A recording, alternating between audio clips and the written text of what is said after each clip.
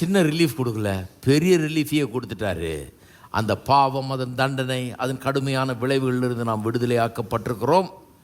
இன்றைக்கு ஒரு குட்டி பரலோகத்தையே இந்த உலகத்தில் அனுபவிக்கக்கூடிய அளவுக்கு கர்த்தர் நம்ம ஆசீர்வச்சிருக்கிறார். பாருங்க, இது ஒன்றும் பரலோகம் ஆயிரல. நம்ம ரட்சிக்கப்பட்டதுனால பூலோகமே பரலோகம் அப்படியே சுத்தமாக மாறிடுச்சாக்கும், பரலோகம் எல்லாம் பர்ஃபெக்டாக நடந்துருதுன்னு சொல்ல. இது இம்பர்ஃபெக்ட் வேர்ல்டில் தான் இருக்கிறோம். உலகம் பூரணமடையாத நிலையில் தான் இருக்குது. நிறைய பிரச்சனைகள் இருக்குது இங்கே, அதெல்லாம் எனக்கு விளங்குது. ஆனால் இதன் மத்தியிலையும் பல நல்ல ஆசீர்வாதங்களை ஆவி, ஆத்மா, சரீரம் எல்லாத்துலேயும் நாம் அனுபவிக்கும்படியாக கர்த்தர் வச்சிருக்கிறாரு.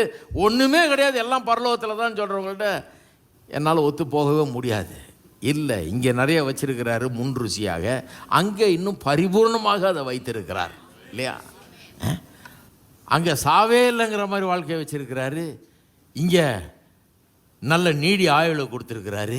இங்கே அந்த நீடி ஆயுள்ன்ற ஆசீர்வாதம் மட்டும் இல்லை, சரீர சுகம்ங்கிற ஆசீர்வாதத்தையும் தர்றாரு. அப்போ இந்த உலக வாழ்க்கையில் ஒன்றுமே கிடையாதுன்றது தப்பு. பாருங்க, எனக்கு தெரியுது இது ஒன்றும் பர்ஃபெக்ட் வேர்ல்டு இல்லைன்னு எனக்கு தெரியுது. இங்கே ஒன்றும் எல்லாம் பர்ஃபெக்டாக இருக்குன்னு நான் சொல்லலை. ஆனால் இங்கேயே பரலோகத்தை பெருமளவுக்கு நாம் அனுபவிக்கக்கூடிய அளவுக்கு கர்த்தர் நம்மை ஆசீர்வதிக்கிறார். இந்த பொல்லாத உலகத்தில் கூட பல நல்ல ஆசீர்வாதங்களை அனுபவித்து மகிழ்ந்து வாழும்படியாக கர்த்தர் நம்ம வச்சிருக்காருன்னு சொல்கிறேன். இதில் ஒரு தப்பா? ஹலோ, சிலர் சொல்கிறாங்க பரலோகத்துக்கும் பூலோகத்துக்கும் வித்தியாசம் தெரியல பாவம் இவங்களுக்கெல்லாம். ஏன்னா அவங்களுக்கு என்னென்னா பரலோகம் போனால் தான் எந்த நல்லதுமே நடக்கும்னு நினச்சிட்டு இருக்கிறாங்க. நான் அப்படி நினைக்கல.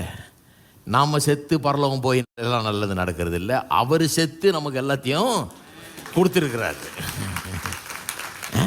இதெல்லாம் கரெக்டாக புரிஞ்சு வச்சுக்கணும்.